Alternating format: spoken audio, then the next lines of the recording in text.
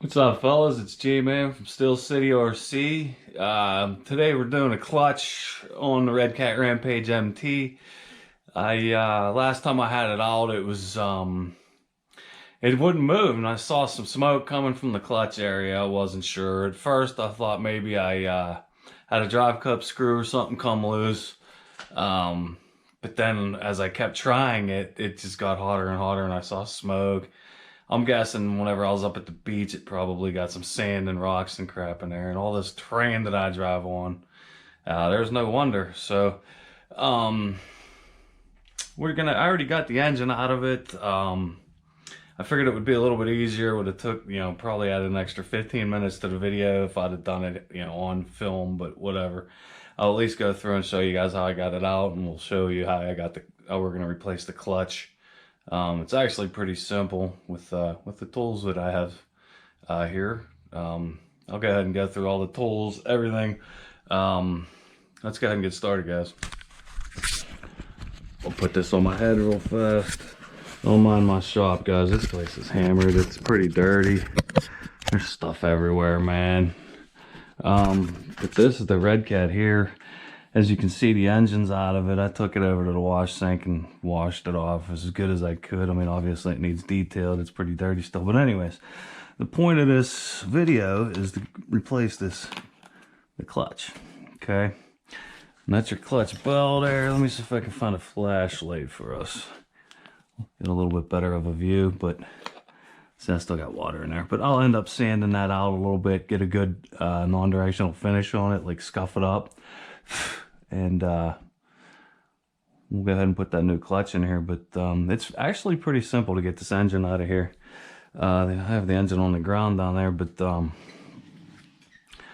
there's 3 screws that hold it on from this side. Okay, let me just set that down. But you got three screws, these ones here.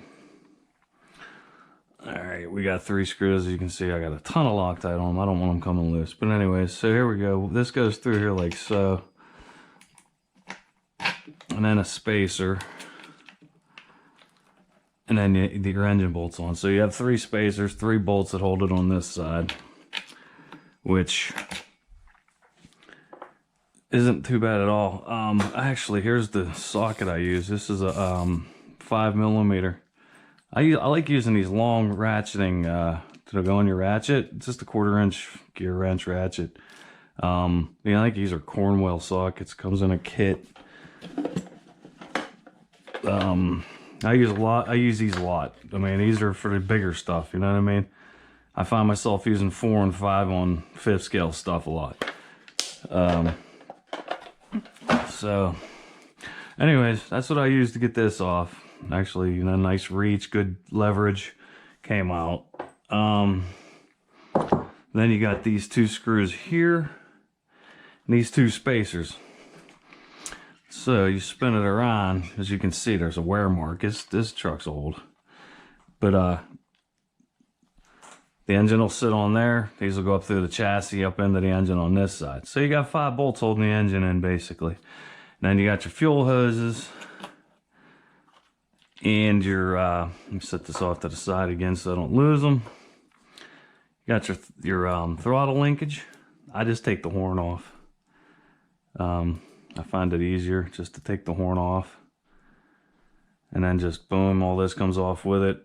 One was a screw for the horn. What else? Oh, here's the clutch. This is the new clutch. Obviously, I have a Zenoa engine in there. I like the 6K Zenoa clutches. That's the 6K Zenoa spring, Zenoa clutch shoes. We're looking at, these are GT281 Zenoa 54mm clutch shoe and spring. And it annotates on there 8mm hole for mount bolts. So whenever you do this, if you do use Zenoa clutch, you have to use Zenoa hardware. These are Zenoa, the bevel washers. As you can see, they have like a wave to them. Okay, that'll go on the outside of the, like under the bolt head. Kind of like this. And then this one goes on, this is the flat washer. It's basically a shim. It goes on the back side, just like so. I'll show you once I get on there, but I just wanted to go through the parts real quick. The bevel washers, it's GT288.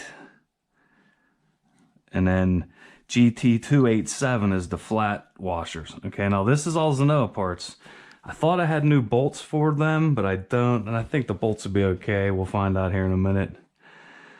But I just wanted to give you guys, while this engine's out, if you've never had the engine out of one of these, this is what you're looking at. As you can see, you know, this is the gear I was telling you guys about before.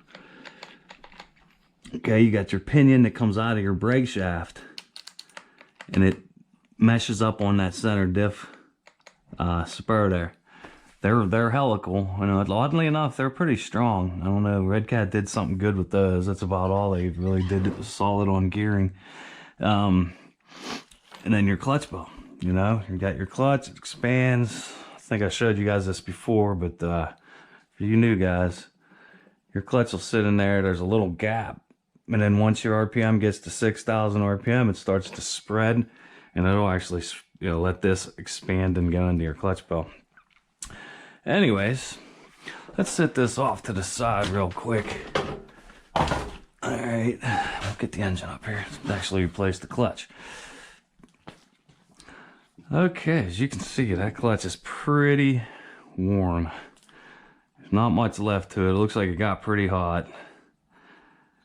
Yeah, just from trying to grab and not having enough lining there. Okay. I took the spark plug out, put a piston stopper down in there. Okay, this will hold the engine from rotating around so you can actually crack them nuts loose. That's all it is, just a threaded, it's the same thread pitch as your spark plug. Thread it down in there. That actually will sit on the top of the piston and hold it there.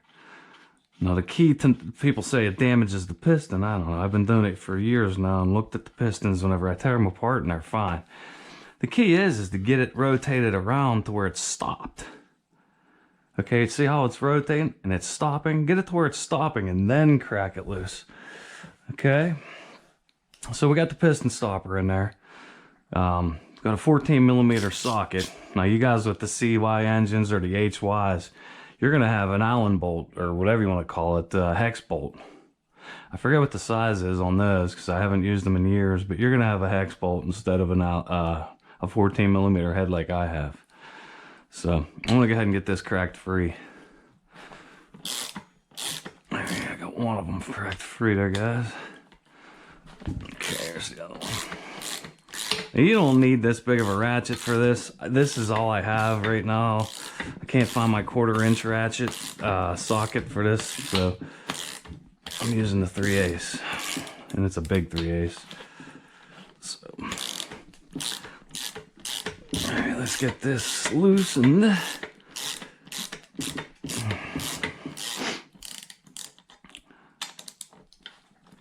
Good thing this happened when it did. It's winter time. It's pretty rainy and crap outside. See, I really loaded this with Loctite. That's why they're so hard to come out. Otherwise, it'd just shred out by hand, but I don't want it coming off.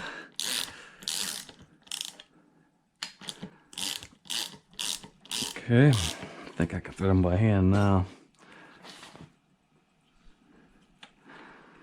I lied.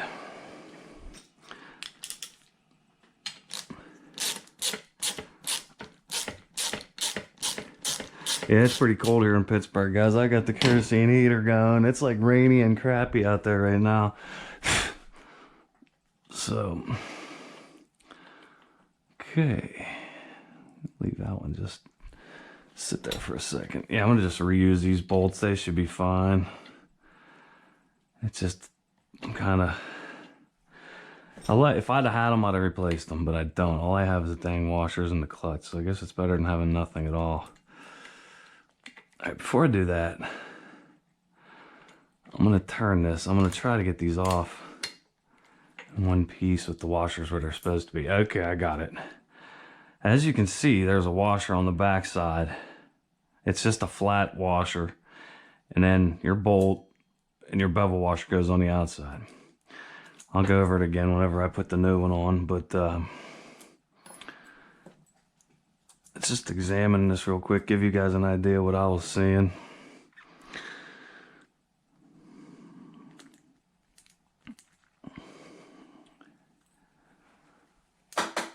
Okay. Now, let's look at this. Not much left of that clutch sleeve, huh guys? Looks like it's pretty smoked. As you can see, look how much lining is there on the new one. There's a ton more lining. There it is. You can really hardly see it, I apologize, but I think you get the gist. There's like a ton more lining, more pad lining on there than that one, as you can see.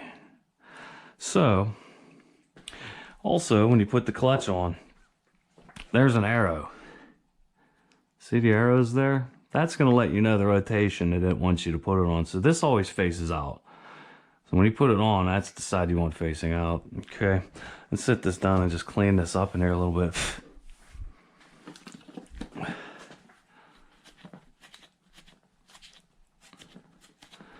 Let me grab my blow gun real quick here, guys, as I trip over and almost knock the engine down.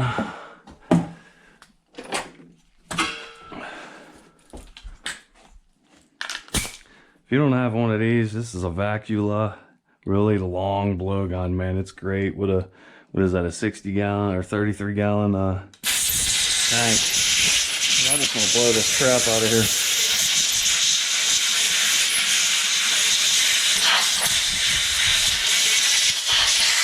Anything that might get loaded up in there, I blow it out. Alright guys, let's go back to work here. Alright, now this is your clutch holder. You have one little screw in the center. It holds it onto the crankshaft, but really all that is a retainer, because the clutch holder is actually tapered, and when it presses onto the crankshaft, it's like it's a press fit, and then this just holds it there, you know what I mean?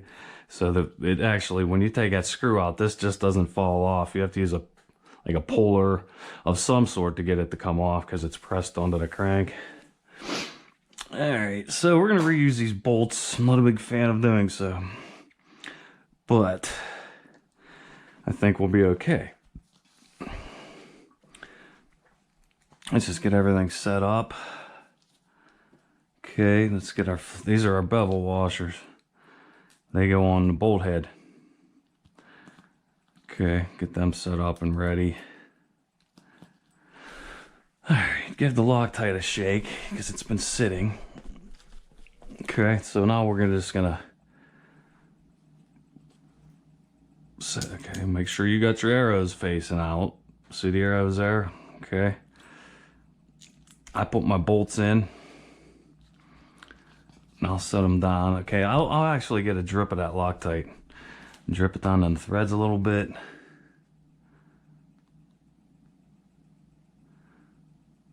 Just a little down on the thread, and then you put some on the bolt too. Because you do not want this to come off. As you can see, there's just a little bit there. Alright, let's get going with this. Some Loctite on the bolt heads, or the threads, excuse me. Just a little bit. No, don't want them coming off. Alright, now flat washers. Okay, got the flat washers on the back side. Boom. Now, hold it with your fingers like this. Set it down on there.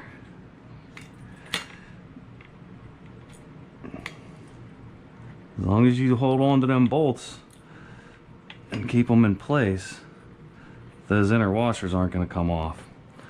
Okay, see, it's on there now. And as I'm threading this, I want to be sure that when I'm threading this down in there,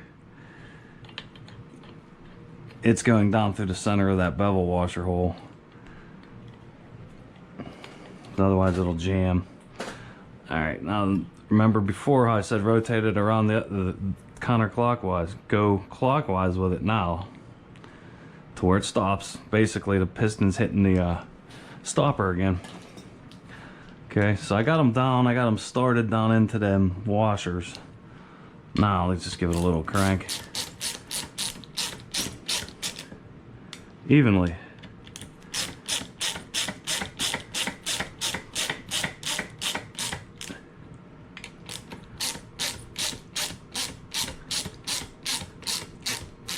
Okay, now if you put these on here, you put this clutch on here without them bevel washers, you're actually fastening the clutch to the holder underneath of there, that holder I just showed you. Those bevel washers allow this to be held down tight, yet still be able to move. So what it wants to do is, you know, expand. So if you were actually to whale those down with a regular flat washer, all it would do is hold the clutch and you'd rev it up and it wouldn't do anything. So let's go ahead and give us a good crank and be done with it.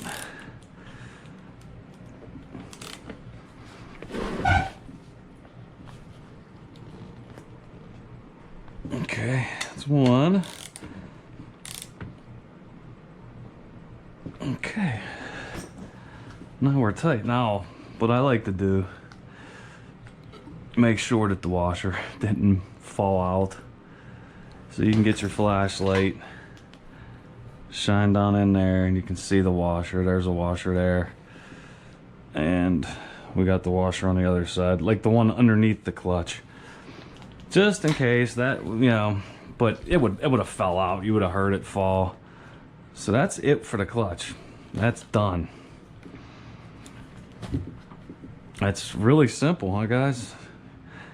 There's really nothing to it. Like I said, you always want to replace the hardware. If I would have had new bolts, I'd have done it, but they're hardened bolts. I think they're okay. But the washers, for sure. No sense tearing this apart and not putting a new washer on it. Oh, we got so dirty. But that's it, guys. I'm gonna go ahead and throw it back together. I'm gonna run through this real quick. I saw a couple drive cups that were loose. Let me show you real quick what we got going on. I'm gonna have to take his center diff top apart because that is actually loose. A little bit. It's not super bad, but it's loose. That drive cup. And of course you can't get to the drive cup, the set screw, because the damn center diff is in the way. The bracket for the bearing.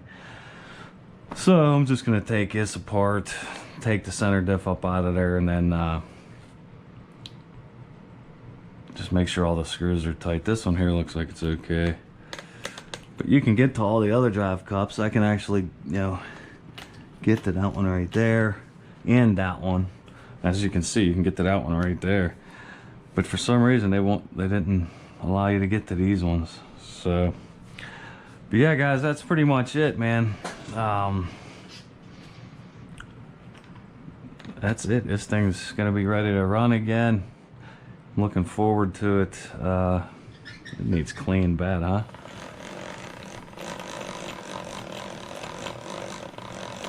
So, alright guys, I just wanted to give you a rundown on the clutch, give you an idea what needs to happen to get it out of here. I think the hardest part of getting this thing out of here, honestly, let's think about that, was probably these screws on the bottom. Those two that go through the chassis. I had to heat those up with that little torch. If you don't have a torch, man, get something like this. Like Harbor Freight has one. It's just a little mini butane torch. I got like some Ronson fuel over there I fill it up with. Of course it doesn't light, but there it goes. And it has a, you know, you can push this button and it'll stay on. And then I just heat the damn screw heads up, hit it with a hammer, and you're good to go. So, alright guys, I'm gonna take the center diff apart, get them drive cups tightened up. Maybe tighten up my mesh a little bit with a shimmer too. That seems a bit loose. And then that's it. So, I appreciate you guys checking out my video. I hope it helps you guys, because it's really a simple job, man. There's not much to it. Like I said, there's what, 5 bolts hold that engine in, and then you got your 2 fuel lines, and you have your throttle linkage and your Super B, the kill switch, the remote kill switch. Otherwise, it seems like it's pretty easy. And usually I do it routinely. This was the first time it ever actually failed on me, so I think I'm getting too many RCs, guys. I'm losing track of what has been done to what and what needs done, and you know the drill. But I appreciate you guys watching, and if there's any questions or whatever, man, I appreciate, you know, any comment you guys leave, negative, positive, it doesn't matter to me. I'm too happy-go-lucky to even care. But yeah, if you need any questions, anything, you can, you know, comment, question, you know, whatever you need to do. Email. You want to add to what I'm doing here, let me know I'm doing something wrong, please do. Nobody's perfect, man. All right, I appreciate you guys watching. Thanks.